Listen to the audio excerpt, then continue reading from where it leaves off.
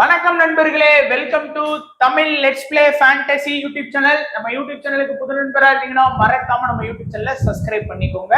பக்கத்தில் இருக்கக்கூடிய பெல் ஐக்கானை கிளிக் பண்ணிக்கோங்க. இன்னைக்கு நம்ம என்ன மேட்சுக்கான ப்ரெடிக்ஷன் பார்க்க போறோம்னா, இங்கிலாந்து வெர்சஸ் சவுத் ஆப்பிரிக்கா மேட்சுக்கான ப்ரெடிக்ஷன் தான் பார்க்க போறோம். சாம்பியன்ஸ் டிராஃபில 11வது மேட்ச். அதுக்கு முன்னாடி நம்மளுடைய டெலிகிராம் சேனல்ல ஜாயின் பண்ணாத நண்பரா இருந்தீங்கன்னா மறக்காம ஜாயின் பண்ணிக்கோங்க. லிங்க் டிஸ்கிரிப்ஷன் பாக்ஸ்ல இருக்குது.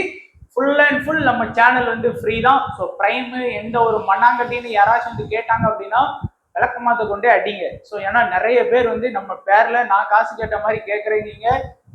எனக்கு அதுக்கு எதுவும் சம்மந்தம் கிடையாது. அஃபிஷியலா ஒரே ஒரு பாட் வேணா வச்சிருக்கிறேன். ஸோ அதுல வேணா நீங்க என்கிட்ட பேசுனீங்கன்னா அதுவும் நான் வாய்ஸ் மெசேஜ் தான் நான் ரிப்ளை பண்ணுவேன். ஏன்னா அப்பதான் அது ஏன் வாய்ஸா அப்படிங்கிறது உங்களுக்கு தெரியும். டெக்ஸ்ட் பண்ணா கூட உங்களுக்கு தெரியாது. அதனாலதான் நான் வந்து யாரு நம்மளுடைய பாட்ல மெசேஜ் பண்ணாலும், டெலிகிராம் பாட்ல மெசேஜ் பண்ணாலும் நான் வாய்ஸ்ல தான் நான் ரிப்ளை கொடுப்பேன். அது என்ன மெசேஜா இருந்தாலும் சரி. அதனால கவனமா இருக்கிறது உங்களுடைய பொறுப்பு. இதுக்கு மேல என்னால எதுவும் சொல்ல முடியாது. டெலிகிராம்ல ஜாயின் பண்ணிக்கோங்க. அண்ட் வாட்ஸ்அப் சேனல்ல ஸ்டாட்ஸ் கொடுத்துட்டு இருக்கோம் டெய்லி. ஸோ ஸ்டாட்ஸ் வேணுங்கிறவங்க மறக்காம ஜாயின் பண்ணிக்கோங்க. லிங்க் டிஸ்கிரிப்ஷன் பாக்ஸ்ல இருக்குது. குபேரா ஆப்ல ஜாயின் பண்ணல அப்படின்னாலும் ஜாயின் பண்ணிக்கோங்க. டெய்லி டியோ ஆப்ஷன் அப்படின்னு சொல்லி நம்ம பிளே பண்ணிட்டு இருக்கோம். ஸோ அது வந்து இதுல தான் கொடுத்துட்டு இருக்கோம். 1 player fantasy option, captain vice captain எதுவுமே போட தேவையில்லை. ஜஸ்ட் ஒரே ஒரு பிளேயரை செலக்ட் பண்ணி வின் பண்றது தான் டியோவில் இருக்கக்கூடிய ஒரு ஸ்பெஷல். அண்ட் இப்போ வந்து நம்ம ப்ரெடிக்ஷன் பார்க்கலாம். ஸோ இந்த மேட்ச் பிச் ரிப்போர்ட் கராச்சில வந்து பாத்தீங்கன்னா ஆல்ரெடி இந்த சீசன்ல 2 மேட்ச் நடந்துருச்சு நமக்கு. South Africa versus Afghanistan, New Zealand versus Pakistan. இந்த 2 மேட்சுமே ஸ்கோர் வந்து நல்லா போயிருக்கு. அதுவும் ஃபர்ஸ்ட் பேட்டிங் பண்ண டீம் மட்டும் பாருங்க நல்லா ஸ்கோர் பண்ணியிருக்கிறாங்க. 300+ ஸ்கோர் பண்றாங்க. செகண்ட் பேட்டிங் பண்றவங்களால ஸ்கோர் பண்ண முடியல. பிச்சோட பவுண்டரி லைன் சின்னதுதான். மற்ற பிச்சை கம்பேர் பண்ணும்போது கராச்சியோட பவுண்டரி லைன் பாத்தீங்கன்னா 67, 62 ஆப்சன் லெக் சைடு, ஸ்ட்ரைட்ல வந்து 79 இருக்கு. பிச்சோட வியூ கூட நீங்க பாத்தீங்கன்னா தெரியும். பட் இந்த பிச்சில் பேட்டிங் செகண்ட் தான் பண்ண சொன்னாரு ஸ்ட்ரெயின் வந்து. பட் ஆனா பவுமா வந்து லாஸ்ட் மேட்ச் வந்து பேட்டிங் ஃபர்ஸ்ட் பண்ணியே வின் பண்ணி ப்ரூவ் பண்ணிட்டாரு. ஸோ பிச் ரிப்போர்ட்டுக்கும் கொஞ்சம் அதுக்கும் வித்தியாசங்கள் இருக்குன்னு. ஸோ இதுதான் அது பிச் ரிப்போர்ட். கம்ப்ளீட்டான பிச் ரிப்போர்ட், பவுண்டரி லைன், பிச்சோட வியூ, ரீசெண்டா நடந்த மேட்ச். நீங்க அதுக்கு முன்னாடி உள்ள மேட்ச்லாம் வந்து இந்த ட்ரை சீரீஸ்லாம் நடந்தது, அதுவும் இதுல இருக்கு. இது வந்து பாத்தீங்கன்னா Pakistan versus south Africa match வந்து அந்த ட்ரை சீரீஸ் சொல்லி பாகிஸ்தான், சவுத் ஆப்பிரிக்கா, நியூசிலாந்து விளையாண்டாங்க. அந்த மேட்ச் அதுலயும் 300+ தான் போயிருக்குது. லாஸ்ட் 5 மேட்ச் 10 இன்னிங்ஸ்ல 6 இன்னிங்ஸ் வந்து 300+ போயிருக்கு. ஒரு 250+ 3 இன்னிங்ஸ் போயிருக்கு. ஒரே ஒரு இன்னிங்ஸ் மட்டும் தான் 208 ரன், ரொம்ப கம்மியான இன்னிங்ஸா இருந்தது. ஓவராலா பாத்தீங்கன்னா இந்த பிச்ல 56 மேட்ச்ல பாதிக்கு பாதி பேட்டிங் ஃபர்ஸ்டும் பாதிக்கு பாதி பேட்டிங் செகண்ட் வின் பண்ணி இருக்கிறாங்க. ஸோ ஆவரேஜான ஒரு ஃபர்ஸ்ட் இன்னிங் ஸ்கோர் வந்து ஒரு 265 இருக்குது. ஸோ பிச்சு பொறுத்த வரைக்கும் ஒரு பேலன்ஸ்டான பிச்சா தான் இருக்கு. பேட்டிங் ஃபர்ஸ்ட், பேட்டிங் செகண்ட் அதுக்கெல்லாம் பாத்தீங்க அப்படின்னா. அண்ட் நம்மளுடைய ஸ்கோர் கார்டு அண்ட் இப்போ வந்து நம்ம ப்ரெடிக்ஷன் வந்து பண்ணிடலாம். ஸோ ஃபர்ஸ்ட் ரிக்லட்டன், பவுமா, டசன், அடுத்து மார்க்ரம். இன்னைக்கு வந்து கிளாஸ் ஆடுவார் நான் நம்புறேன். அதனால நான் கொடுத்துருக்கிறேன். அப்படி ஆடலைன்னா சொர்ஜி ஓப்பனிங் வந்துருவாரு, 1 டவுன் வந்து பவுமா வந்துருவாரு. லாஸ்ட் ஆப்கானிஸ்தான் மேட்சை போல மில்லர். ஸோ இந்த டீமை பொறுத்த வரைக்கும் நல்ல ஃபார்ம்ல இருக்காங்க. எல்லா பிளேயர்ஸுமே பாருங்க. ரீசெண்டா 103, 58, 52, 14, அதுக்கப்புறம் கிளாஸ் ஆடல. அண்ட் மார்க்ரமும் 52 சொல்லி ரீசெண்ட் ஃபார்ம் வந்து சூப்பரா இருக்கு. அதே போல இந்த வெனியூலையும் நல்லா ஆடி இருக்காங்க. இந்த பிச்சிலையும் பாருங்க ரிக்லட்டனோட ஆவரேஜ் சூப்பரா இருக்குது. நம்ம பவுமா ஆவரேஜ் 70 இருக்கு. அப்புறம் டசன் ஆவரேஜ் வந்து 52, மார்க்ரம் ஆவரேஜ் வந்து 52, கிளாசன் ஆவரேஜ் வந்து 87. அந்த ட்ரை சீரீஸ்ல ஆனது. மில்லரோட ஆவரேஜ் மட்டும் 14. ஒரு மேட்ச் ஆடி இருக்காங்க. பிளஸ் இங்கிலாந்துக்கு அகைன்ஸ்டா இந்த பிளேயர்ஸ் எப்படி ஆடி இருக்காங்க. டாப் பேட்ஸ்மேன்ஸ் வந்து இவர் வந்து ரிக்லட்டன் வந்து இங்கிலாந்துக்கு அகைன்ஸ்ட் ஆடல. பவுமா சூப்பரா ஆடி இருக்காரு. 6 மேட்ச்லயே 54 ஆவரேஜ் வச்சிருக்கிறாரு. டசன் வந்து 11 மேட்ச்ல 51 ஆவரேஜ் வச்சிருக்கிறாரு. மார்க்ரம் மட்டும் கொஞ்சம் கம்மி ஆவரேஜ் வச்சிருக்காரு. அதுவும் ஒரு 5 மேட்ச்ல 36 ஆவரேஜ் வச்சிருக்காரு. கிளாசன் 7 மேட்ச் ஆடி 291 ரன் ஸ்கோர் பண்ணி 48 ஆவரேஜ் வச்சிருக்கிறாரு. மில்லர் இருக்கிறதுலே ஹையஸ்ட் வச்சிருக்கிறாரு 74. இதுல நீங்க பாத்தீங்கன்னா ஆவரேஜ் பிளஸ் ரீசெண்ட் ஃபார்ம் எல்லாமே இந்த டாப் 6 பிளேயர்ஸ் வந்து சூப்பரா வச்சிருக்கிறாங்க. இதுல நம்ம பார்க்க வேண்டியது லோ பெர்சன்டேஜ் பிக்ஸ் யாரெல்லாம் பாத்தீங்க அப்படின்னா, லோ பெர்சன்டேஜ் பிக்ல வந்து டேவிட் மில்லர். அவருடைய ரீசெண்ட் ஃபார்ம்ஸ் ஓரளவுக்கு நல்லா ஆடி இருக்காரு. SAT 20 சூப்பரா தான் ஆடினாரு. அதே போல இங்கிலாந்துக்கு அகைன்ஸ்டா ஒரு சூப்பரான ஆவரேஜ் இருக்கு, அதை நோட் பண்ணணும். அதே போல கிளாசன் வந்தாரு அப்படின்னா கண்டிப்பா இம்பார்ட்டன்ஸ் கொடுங்க, ஏன்னா இங்கிலாந்துக்கு அகைன்ஸ்டா 48 ரன் ஸ்கோர் பண்ணியிருக்கிறாரு. அதே போல பவுமாவோட ஆவரேஜ் சூப்பரா இருக்கு, டசனோட ஆவரேஜ் சூப்பரா இருக்கு. கொஞ்சம் ஆவரேஜ் கம்மி அப்படின்னு பாத்தீங்கன்னா அது வந்து மார்க்கிரமா தான் இருக்கும். பட் லோ பெர்சன்டேஜ்ல பாத்தீங்க அப்படின்னா டேவிட் மில்லர் இருக்கிறாரு, பவுமா இருக்கிறாரு, கிளாசன் இருக்கிறாங்க. இந்த 3 பேரும் தான் லோ பெர்சன்டேஜ் பிளேயர்ஸ். மீதி எல்லாருமே வந்து பாத்தீங்கன்னா காமனா ரிக்லட்டனு, மார்க்ரமு, அதுக்கப்புறம் டசன், இந்த 3 பேரையுமே அவங்களுடைய டீம்ஸ் வந்து கண்டிப்பா போக்கஸ் பண்ணுவாங்க. பட் நீங்க உன்னிப்பா கவனிச்சு போக்கஸ் பண்ண வேண்டியது பவுமா, கிளாசன், மில்லர். ஆனா மில்லருக்கான வாய்ப்புலாம் நிறைய மேட்ச்ல கிடைக்காது. ஆனாலும் ஆவரேஜ் வந்து பாத்தீங்கன்னா சூப்பரா வச்சிருக்கிறாரு, அதை கொஞ்சம் நோட் பண்ண வேண்டியதா இருக்கு. குறிப்பா ஃபர்ஸ்ட் பேட்டிங்லாம் பண்ணாங்கன்னா இம்பார்ட்டன்ஸ் எடுங்க. அதே போல பவுலிங் ஆப்ஷன் பாத்தீங்கன்னா கம்ப்ளீட்டா இந்த டீமை பொறுத்த வரைக்கும் பவுலிங் பண்றது வந்து யாரெல்லாம், யான்சன் வந்து அவருடைய 10 ஓவர் பவுல் பண்ணுவாரு, ரபடா 10 ஓவர், மகராஜ் அவருடைய 10 ஓவர், இங்கிரியை பொறுத்த வரைக்கும் 8ல இருந்து 10 ஓவர், முல்டரும் 8ல இருந்து 10 ஓவர். ஏன்னா திடீர்னு மார்க்ரம் பவுல் பண்ணார்னா இவங்க ஓவர் தான் வந்து எடுத்துப்பாரு, இவர்கிட்ட இருந்து 2 ஓவர், அவர்கிட்ட இருந்து 2 ஓவர் அப்படிங்கிற மாதிரி இருக்கும். மார்க்ரம் 5 ஓவர் பவுல் பண்றதுக்கான வாய்ப்பு இருக்கு. பட் இந்த பிச்சில் பெருசா ஸ்பின்னுக்கு வந்து விக்கெட் கிடைச்சது இல்லை. அதுக்கு எக்ஸாம்பிள் மகாராஜே இருக்கிறாரு, பெருசா இந்த பிச்சில் வந்து அவர் விக்கெட் எடுத்தது கிடையாது. ஆனா முல்டர் பாருங்க, பேட்டிங் பேக்கப் வித் பவுலிங் இருக்கு, அதே போலதான் பேட்டிங் பேக்கப் வித் பவுலிங் இருக்கிற யான்சன், 2 பேருமே சூப்பரா இருக்காங்க. இந்த வெனியூல வந்து இந்த ட்ரை சீரீஸ்லயும் இவர் சூப்பரானாரு, 2 மேட்ச்ல 14 ரன் ஸ்கோர் பண்ணி 4 விக்கெட் வந்து ஸ்கோர் பண்ணி கொடுத்திருக்கிறாரு. யான்சன் ஒரு மேட்ச் ஆடி 1 விக்கெட் இந்த வெனியூல. அண்ட் இங்கிலாந்துக்கு அகைன்ஸ்டா 3 மேட்ச்ல 5 wicket. And Rabada recent form 3 wicket எடுத்திருந்தாரு போன மேட்ச்ல, இந்த வெனியூல ஒரு மேட்ச்ல 3 விக்கெட், இங்கிலாந்துக்கு அகைன்ஸ்டா 10 மேட்ச்ல 21 விக்கெட்.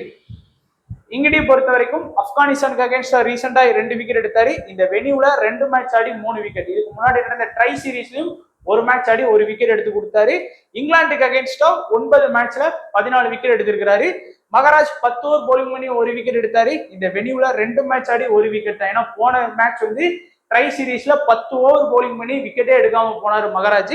அண்ட் இங்கிலாந்துக்கு அகைன்ஸ்டாவும் 7 மேட்ச்ல 8 விக்கெட் தான் எடுத்திருக்கிறாரு. ஸோ ஆவரேஜ் அப்படின்னு பாத்தீங்க அப்படின்னா முல்டருக்கு வந்து நல்லா இருக்கு, எல்லாமே பிளஸ்ஸா இருக்கு. ரீசன்ட் ஃபார்மு, வெனியூ ஸ்கோரு அப்படிங்கிறது எல்லாம் நல்லா இருக்கு. யான்சனுக்கும் 3மே பெஸ்டா இருக்கு, அண்ட் ரபடாக்கும் 3மே பெஸ்டா இருக்கு. ஸோ இந்த 3 பேரையுமே மிஸ் பண்ணிடாதீங்க, ஏன்னா இந்த 3 பேரு தான் இங்கிலாந்து டாப் பேட்ஸ்மேனுக்கு வந்து எமனா இருக்கிறாங்க. ஸோ பிலிப் சால்ட்டா இருக்கட்டும், டக்கட்டா இருக்கட்டும், அவங்களெல்லாம் பெருசா இவங்க அடிக்க விட்டதே கிடையாது. நல்லா விக்கெட் எடுத்திருக்கிறாங்க. இந்த இங்கிலாந்து ஓப்பனர்ஸ் இல்லை, எந்த இங்கிலாந்து ஓப்பனர்ஸா இருந்தாலும் இவங்க பால் ஃபேஸ் பண்றது கொஞ்சம் கஷ்டப்படுறாங்க.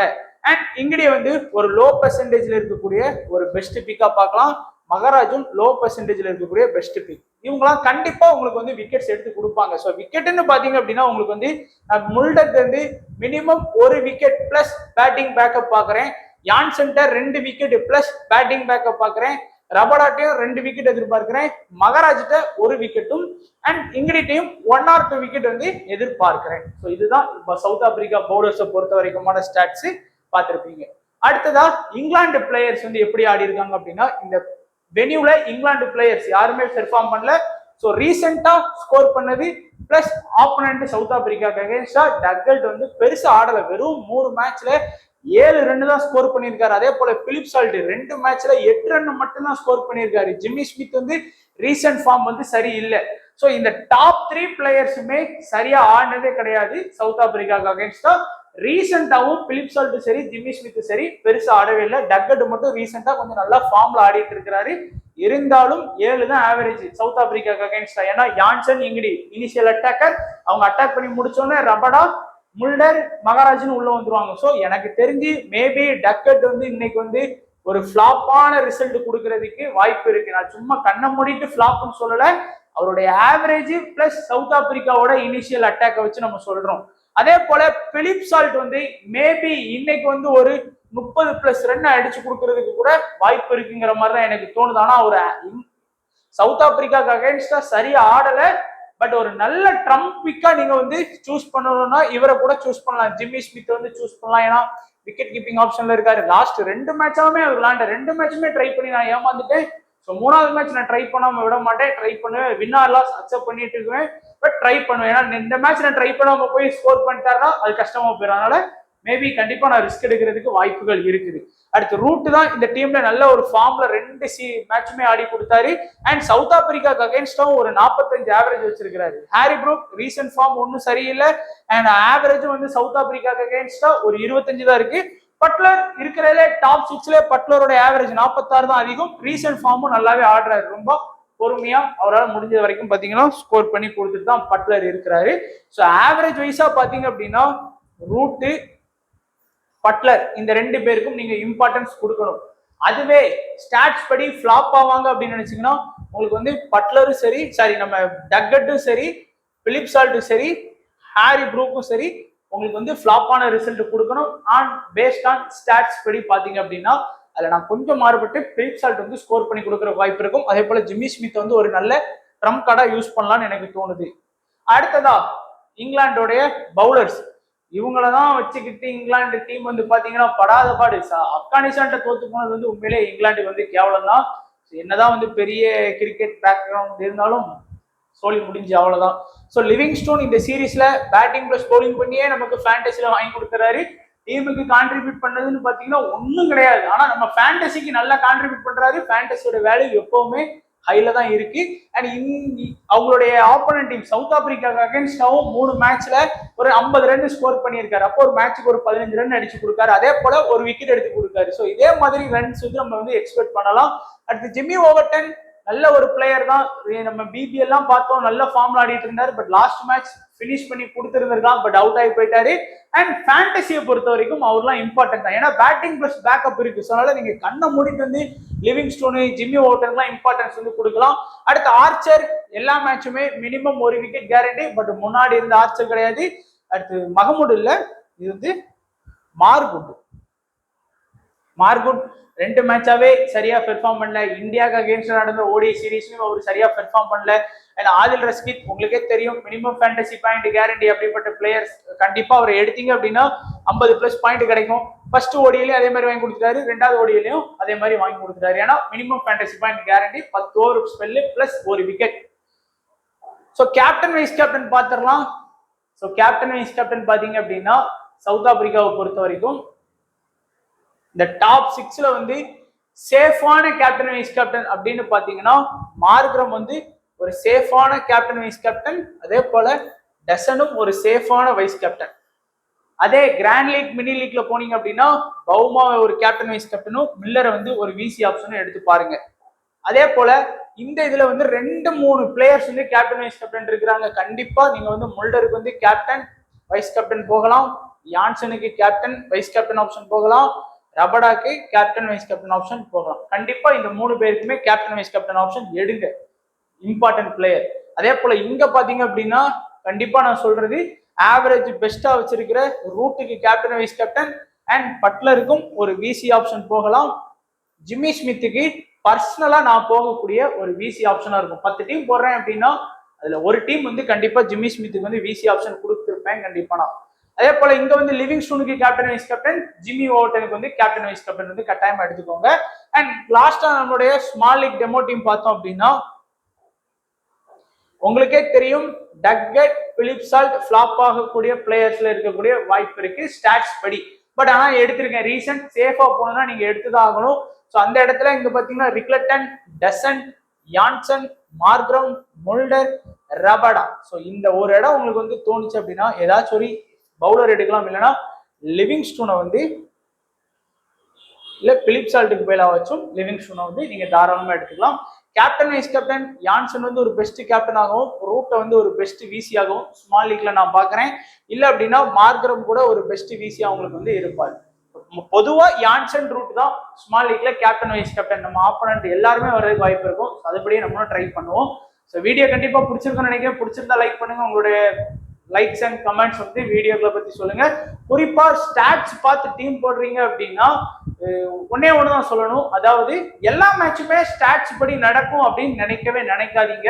ஏன்னா ஒருவேளை இன்னைக்கு பாருங்க ஆவரேஜ் வந்து சவுத் ஆப்பிரிக்காக்கு அகேன்ஸ்டா 7 தான் அவருடைய ஆவரேஜ் வச்சிருக்காரு. அப்படிங்கிறதுனால இந்த மேட்ச் அவர் வந்து 7க்கு மேல அடிக்காம போயிடுவார் அப்படின்னு நினைக்க முடியாது.